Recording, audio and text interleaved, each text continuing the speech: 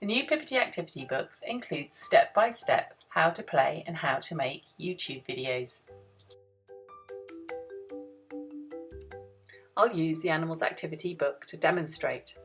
On pages offering the videos, you'll find a YouTube icon and a title you can type in to find it on YouTube, or a QR code.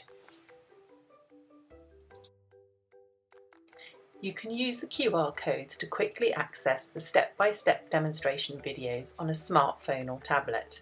Firstly, you need to download or open a QR code scanner app. I'll show you how to do that later in this video. Place the scanning box over the QR code and it will take you directly to a link to the relevant video on the Pipity website.